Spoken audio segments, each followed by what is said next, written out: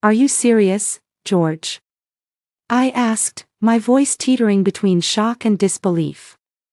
His suggestion hung in the air like an awkward silence, and I couldn't tell if he was joking or if my husband of 15 years had truly lost his mind. Yes, Caroline, he said, his tone calm but firm. I've thought this through. I think it might save us. Save us. His words stung. Were we really that broken? I stared at him from across the kitchen table, the same table where we'd once held hands, laughed, and planned our future. The thought of our children, Mia and Ethan, sleeping upstairs added another layer of heaviness to the moment. Let me get this straight, I said, folding my arms. You're asking me to cheat on you. With your blessing. It's not cheating if I'm suggesting it, George said with an awkward chuckle. It's an arrangement. Something to spice things up. Spice things up. I echoed, incredulous. You've been watching too many movies. He sighed, rubbing his temples. Caroline, listen. I love you. I don't want us to grow apart. But maybe we need something unconventional to reignite the spark. Something bold. I didn't know whether to laugh, cry, or scream. Over the past year, our marriage had become a shell of what it once was. We rarely talked, let alone touched. I'd assumed it was just a phase, something we'd work through in time. But this was George's solution. Why black men? I finally asked, breaking the silence. George hesitated, then shrugged. I don't know. It's a fantasy I've had. And maybe it could be exciting for you too. His words made my stomach churn. I wasn't sure what upset me more, the fact that he had this fantasy or the fact that he wanted me to fulfill it. For days, I couldn't shake the conversation. At first, I dismissed it as absurd. But the more I thought about it, the more a small, rebellious part of me wondered, what if? Not because I wanted to indulge George's fantasy, but because I couldn't deny that I felt stuck. Like I was suffocating in the monotony of our marriage. One evening, George brought it up again. I'm serious, Caroline, he said, placing his hand over mine. I want to do this. For us. Please, just think about it. Against my better judgment, I agreed to give it a try. It wasn't an enthusiastic yes, but more of a resigned fine. A part of me wanted to prove to George that his idea wouldn't magically fix our problems. George arranged everything. He found someone through a mutual acquaintance, an acquaintance I didn't want to know about. His name was Marcus, a tall, broad-shouldered man with an easy smile. We met at a coffee shop one Saturday afternoon. Nice to meet you, Caroline, Marcus said, his voice deep and smooth. You too, I replied, my cheeks burning with embarrassment. The meeting was surreal. Marcus was charming and polite, but I couldn't shake the awkwardness of the situation. Over coffee, we talked about everything from work to hobbies, carefully avoiding the elephant in the room. When he finally addressed it, his tone was gentle. Are you sure you're okay with this? He asked. Honestly? I said. I'm not sure. He nodded, his expression understanding. We can take things slow. No pressure. Despite my initial hesitation, I went through with it. That night, George stayed home with the kids while I met Marcus at a hotel.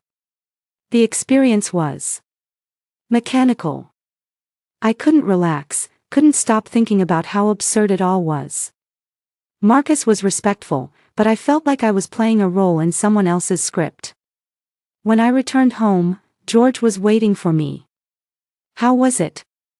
He asked, his eyes eager. It happened, I said curtly, brushing past him. He didn't press me for details, and I was grateful. I hoped that would be the end of it, that George would realize his idea wasn't the solution he'd imagined. But instead, he encouraged me to continue. A few weeks later, George introduced me to Jacob. Unlike Marcus, Jacob didn't feel like a stranger. He was warm, engaging, and easy to talk to. When we first met, he looked me in the eye and said, "I'm not here to make you uncomfortable. If you're not okay with this, we don't have to do anything." His sincerity caught me off guard. I found myself smiling, something I hadn't done in a while. Our first meeting was a simple dinner at a local restaurant. We talked for hours, and for the first time in years, I felt seen. Jacob wasn't just listening, he was paying attention. The night we finally crossed the line was different from my experience with Marcus. With Jacob, it wasn't just physical. There was an emotional connection I hadn't expected.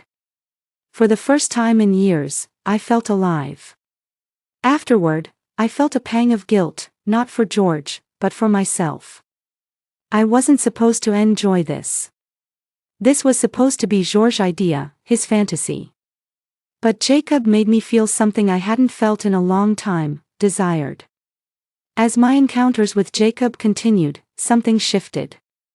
We started seeing each other outside the arrangement, meeting for coffee or a walk in the park. George noticed the change but didn't seem to care. "You're happier," he said one night. That's all I wanted. But his words rang hollow. He didn't realize that his fantasy had backfired. I wasn't happier because of him, I was happier in spite of him. One evening, Jacob confessed his feelings. "Caroline," he said, taking my hands in his. "I don't want to be just a part of this arrangement. I want more. I want you." His words took my breath away.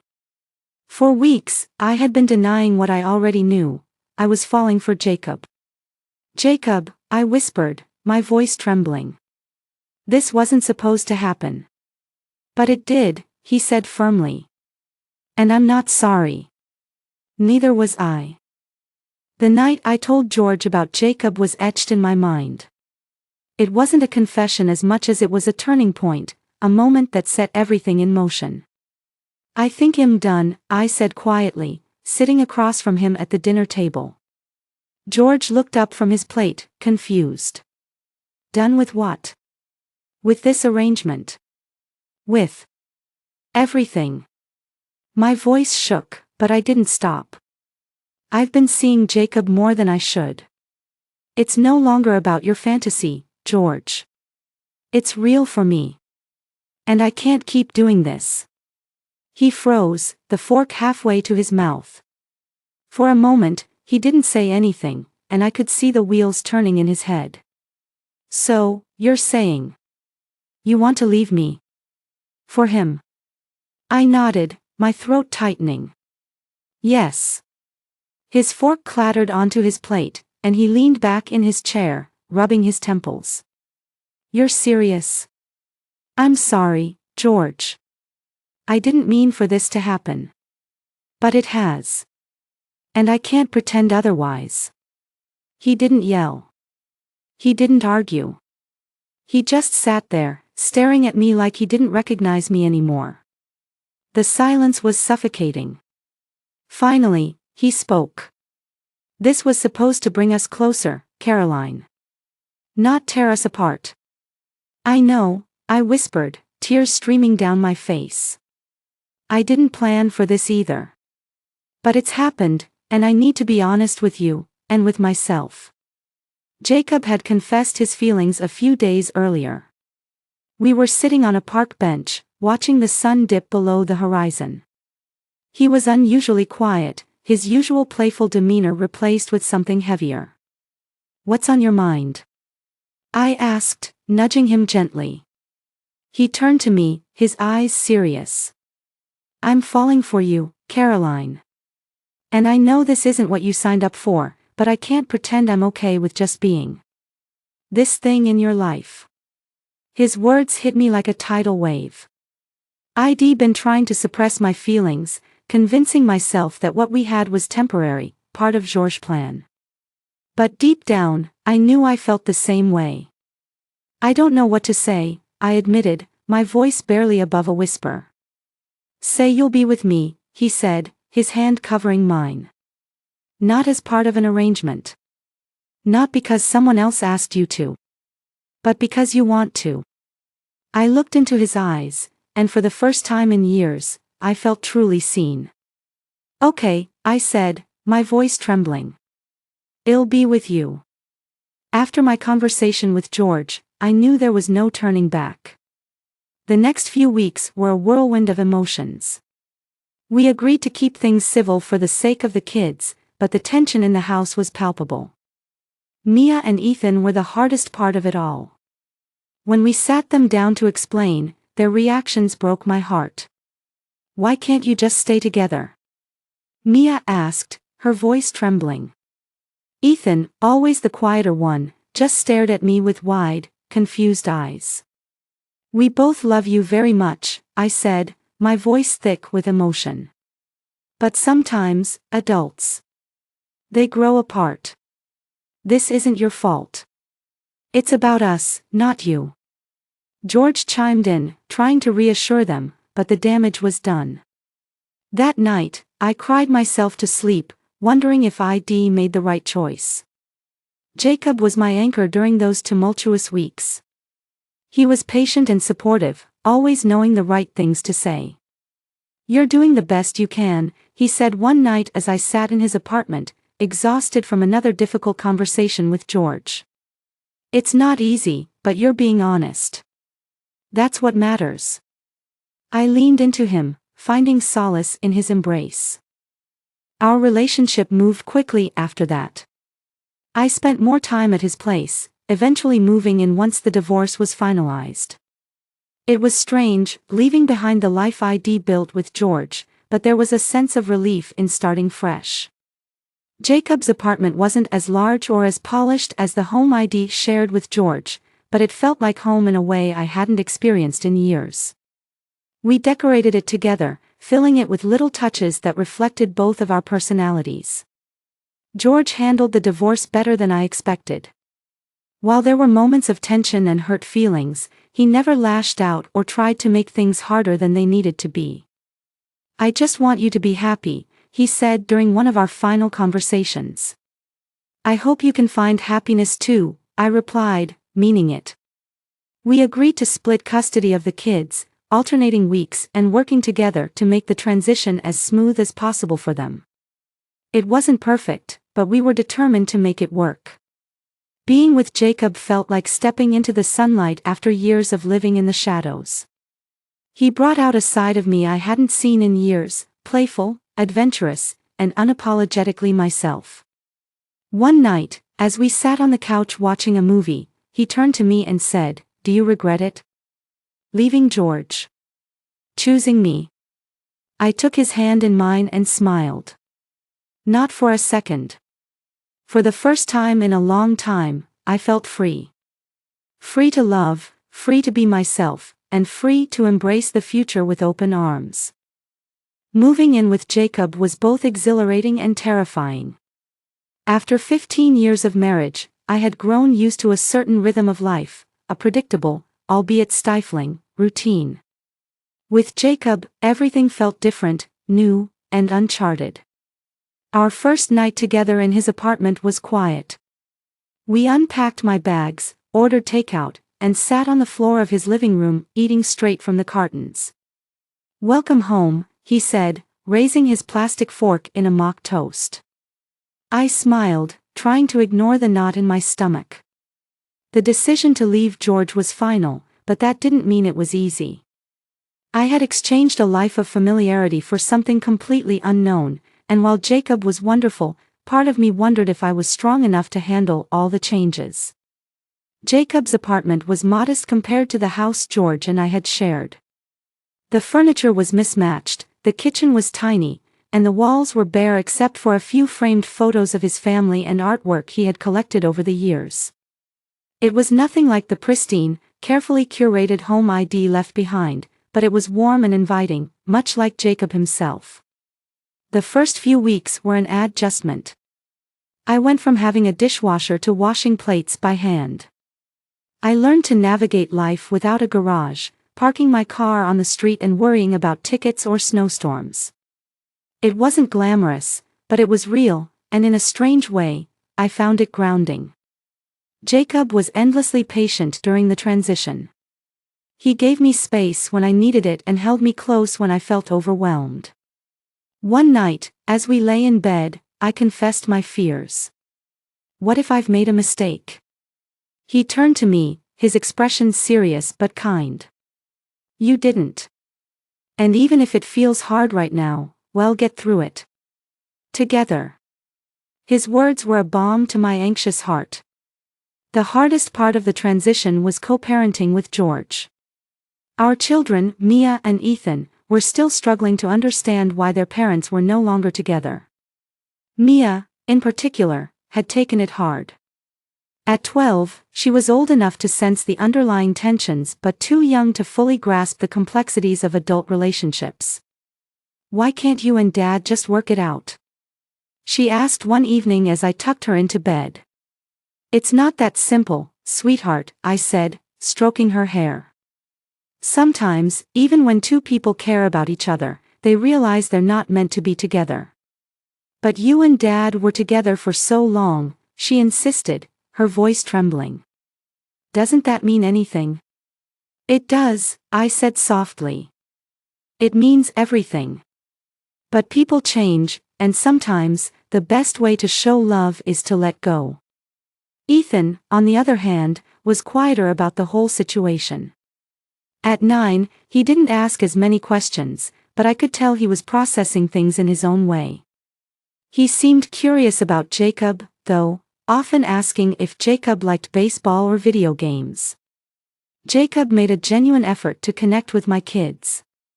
He attended Ethan's games, helped Mia with her school projects, and even learned to cook their favorite meals. While it wasn't an instant bond, he was patient and persistent, slowly earning their trust. Life with Jacob also meant adjusting to a new financial reality. George and I had built a comfortable life together, with 2 steady incomes and a home that reflected our success. Now, I found myself in a much different situation. Jacob's income as a freelance graphic designer was inconsistent. Some months were great, while others were lean.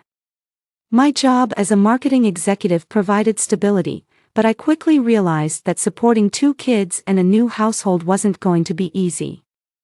I started cutting back on expenses, cooking more at home, skipping coffee shop runs, and shopping sales. Jacob noticed my efforts and did his part, taking on more freelance work and even picking up a part-time job to help out. One evening, after a particularly stressful day of balancing bills and work, Jacob surprised me with a simple but heartfelt gesture. He had made dinner. A modest spread of pasta and salad. And lit candles on the kitchen table. I know it's not much, he said, smiling sheepishly. But I wanted to remind you that we're in this together. Tears welled up in my eyes as I hugged him. It wasn't about the fancy dinners or expensive gifts, it was about the love and effort he put into making me feel supported. Jacob and I decided to attend couples therapy early on in our relationship. We knew that our unconventional beginning came with its own set of challenges, and we wanted to build a strong foundation for our future. Dr. Patel, our therapist, was a calm and insightful presence. In our first session, she asked us to share our fears and expectations for the relationship. For me, I said, it's about learning to trust again. Not Jacob, I trust him completely. But myself. I need to believe that I won't repeat the mistakes of the past. Jacob nodded. And for me, it's about understanding how to fit into her life, not just as her partner, but as someone who supports her and her kids. Therapy became a safe space for us to confront our insecurities and grow together. It wasn't always easy, there were tears, difficult conversations, and moments of doubt, but it was worth it. Despite the challenges, there were moments of pure joy that made it all worthwhile. Jacob had a way of making even the mundane feel special. Whether it was a late-night walk under the stars or a lazy Sunday morning spent in bed, he reminded me to appreciate the little things. One of my favorite memories was our first Thanksgiving together. The kids were with George that year, so it was just Jacob and me. We spent the day cooking a small feast in our tiny kitchen, laughing as we navigated recipes and burned the rolls. It wasn't perfect, but it was ours, and that made it beautiful. As the weeks turned into months, I began to feel a sense of peace I hadn't known in years. Life wasn't perfect, but it was authentic. I was no longer living for appearances or settling for less than I deserved. One evening, as Jacob and I sat on the couch watching a movie, he turned to me and said, "Do you ever regret it? Leaving George? Choosing this?" I looked at him, my heart swelling with gratitude and love. "Not for a second." Jacob smiled, pulling me closer. "Me neither." For the first time in a long time, I felt like I was exactly where I was meant to be. By the time our first anniversary together came around, Jacob and I had settled into a rhythm that felt natural and fulfilling. The chaos of the divorce, the adjustments to our new lives, and the emotional struggles we'd faced now felt like a distant memory. While life was far from perfect, we'd learned to navigate it together, one step at a time. The most rewarding, and at times the most challenging, part of our new life was helping Mia and Ethan adjust. Co-parenting with George required constant communication and compromise. Mia, still struggling with the change, often asked hard questions. "Do you think Dad's happier now?" she asked one night as I tucked her in. I paused, considering my answer. "I think your dad is figuring out what makes him happy, just like I am. And that's okay. Sometimes, happiness takes time." She didn't respond, but I could see the wheels turning in her mind. She wasn't ready to fully accept the changes, but she was trying, and that meant everything. Ethan, on the other hand, seemed to thrive in our new setup. He warmed up to Jacob quickly, often inviting him to play video games or shoot hoops in the park. Seeing them bond was a relief, but it also brought a pang of guilt. George was a good father, and I worried about how he felt watching another man step into the kids' lives. One evening, after Ethan's soccer game, George pulled me aside. "I just want you to know," he said, his tone measured, "I'm glad Jacob's good with the kids. I might not like how things turned out, but I can see he cares about them. That's what matters." It was the closest thing to a truce we'd had since the divorce, and for that, I was grateful. Life with Jacob was a series of small, meaningful moments, but one moment stood out above the rest. It was a quiet Saturday morning, the kind where nothing extraordinary happens. I was sitting at the kitchen table, sipping coffee and reading the paper, when Jacob walked in, carrying a small box. "Morning," he said, his smile warm and familiar. "Morning," I replied, setting down my cup. He slid the box across the table toward me. "Open it." Curious, I lifted the lid to reveal a simple gold band with a small diamond nestled in the center. My breath caught as I looked up at him, tears already welling in my eyes. "Caroline," he said, dropping to one knee. "I know this hasn't been an easy road, but I also know I don't want to walk it without you. Will you marry me?" The room seemed to blur as I nodded, barely able to get the words out. "Yes. 1,000 times, yes."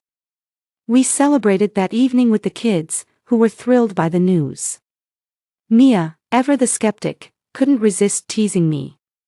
"You're not going to run away again, are you?" I laughed, pulling her into a hug. "No, sweetheart.